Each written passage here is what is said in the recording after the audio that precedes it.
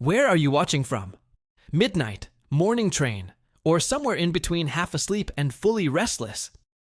You're in the right place. Drop your location and the exact time in the comments. It helps summon this strange little community of night owls, early risers, and history addicts scattered across the world. Now, dim the lights. Turn your screen brightness down. Let's begin. Picture Renaissance Rome at the turn of the 16th century. The Vatican rises above the city, its marble halls glowing in candlelight, but inside them walk men more concerned with power and pleasure than salvation.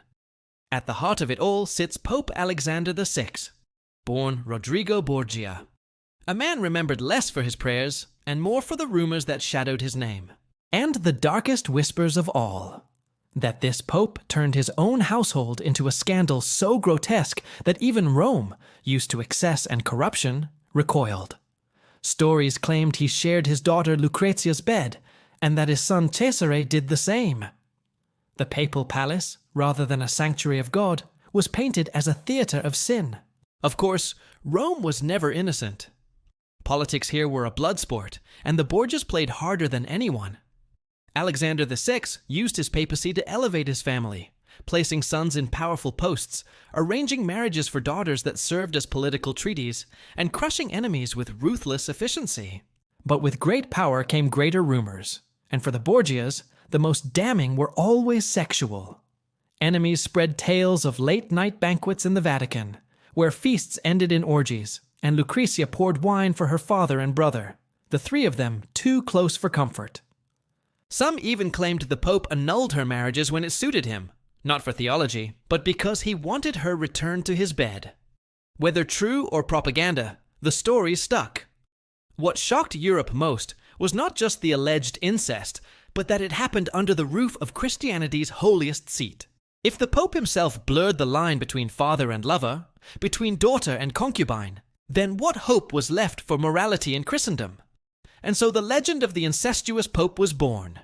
A whisper in Rome's alleys, a dagger in his enemy's hands, and a stain that still clings to the name Borgia 5 centuries later. The Borgia name was never ordinary in Rome. It was synonymous with ambition, scandal, and whispers that clung to them like smoke.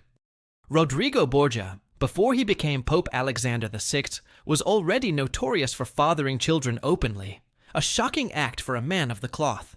Yet when he secured the papacy in 1492, he didn't shed his family ties. Instead, he wrapped the Vatican around them, turning the papal palace into his dynasty's fortress.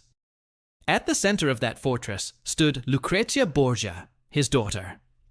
Born in 1480, she grew up in a world where marriage wasn't love. It was strategy. Her father arranged, annulled, and rearranged her unions like chess moves, each designed to strengthen the family's grip on power. To Rome's gossip-hungry streets, Lucrezia became a symbol of everything rotten about papal politics. Beautiful, innocent on the surface, yet surrounded by whispers of poison, adultery, and incest. Then came Cesare Borgia, Rodrigo's most ambitious son. Handsome, ruthless, and brilliant, Cesare abandoned his church career for the sword. He became a military commander, feared across Italy, carving territory with cunning and cruelty. Side by side, Rodrigo and Cesare projected power unmatched in Renaissance Europe. But their bond with Lucrezia became the subject of endless speculation. Enemies of the Borgias, rival families, jealous cardinals, discontented nobles, fed those rumors like wildfire. They said the Pope annulled Lucrezia's marriages, not because of politics, but because he couldn't bear to share her.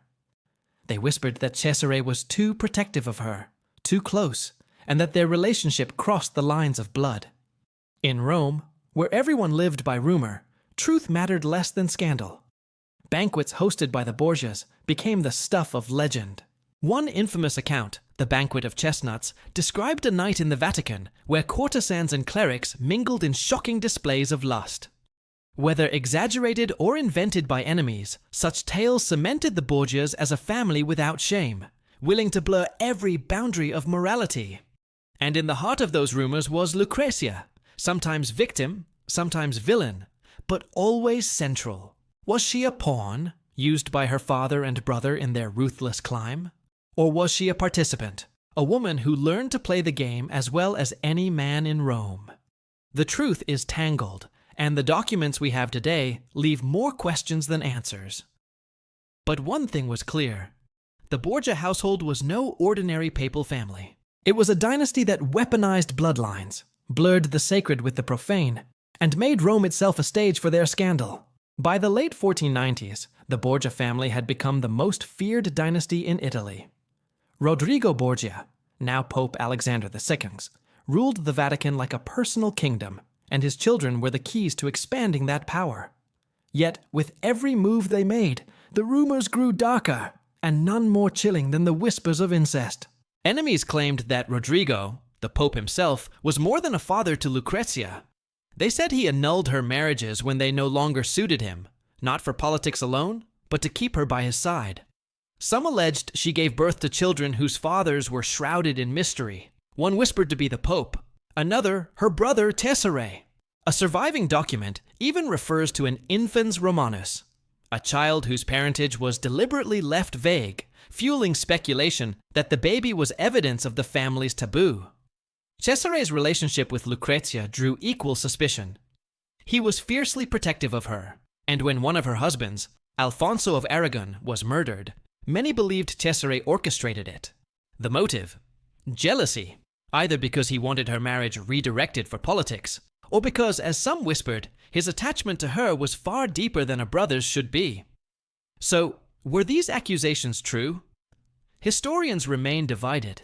Some argue they were slander, propaganda crafted by rival families like the Sforzas and the Orsini, who loathed the Borgias and saw scandal as a weapon. After all, incest was the ultimate charge. It branded the family not only immoral, but monstrous, unfit to wield spiritual power. Others suggest that, while the rumors may have been exaggerated, they weren't baseless. The Borgias lived openly in ways that fed gossip, hosting lavish feasts in the Vatican, flaunting illegitimate children, and bending church law for their own gain. They blurred lines between public virtue and private excess, making it easy for enemies to believe, or at least to spread, the worst. What cannot be denied is how those rumors shaped the Borgias' legacy. Lucrezia, once an innocent girl in a gilded cage, became remembered as a poisoner, seductress, and victim all at once. Cesare became the archetype of ruthless ambition, willing to kill anyone, including his sister's husbands, to achieve his aims. Rodrigo became the embodiment of a corrupt pope, a man whose lust rivaled his hunger for power. Whether the incest was fact or smear, the control was real. Lucrezia's body, her marriages, and even her reputation were weapons in the Borgias' arsenal. And the more Rome whispered, the more their legend grew. Half history, half nightmare. When Pope Alexander VI died in 1503, the Borgia Empire began to crumble. Without Rodrigo's papal throne to shield them, Cesare's enemies closed in, and Lucrezia was married off once more, this time to the Duke of Ferrara, where she reinvented herself as a respectable duchess. Yet even as the dynasty faded, the rumors did not. If anything, they grew stronger, reshaping the Borgias into legends of corruption. The incest stories became central to that legend. Pamphlets and chronicles painted Rodrigo as a lecherous pope who desecrated the church's sanctity by bedding his own daughter. Lucrezia became a figure both pitied and demonized. Was she a victim of her father's lust, or a cunning seductress who wielded poison and sex to manipulate men?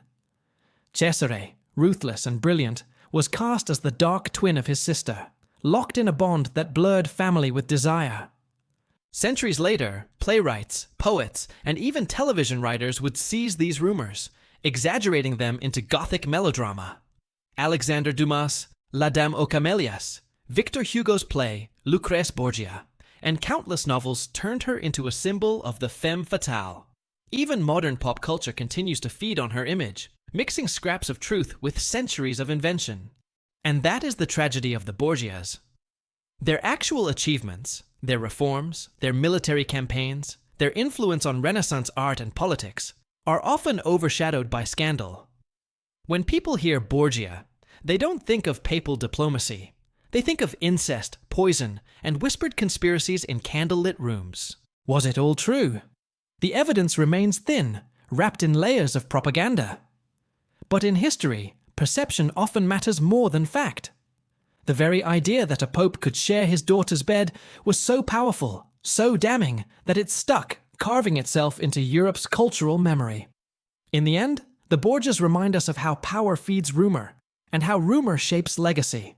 A family that once ruled Rome now lives on as a tale of corruption, desire, and betrayal, etched not into stone, but into scandal. Thanks for watching till the end. It really means a lot. If you enjoyed this, please like and subscribe, and check out the other videos on the channel. And drop a comment with where you're watching from. I'd love to know. See you in the next one.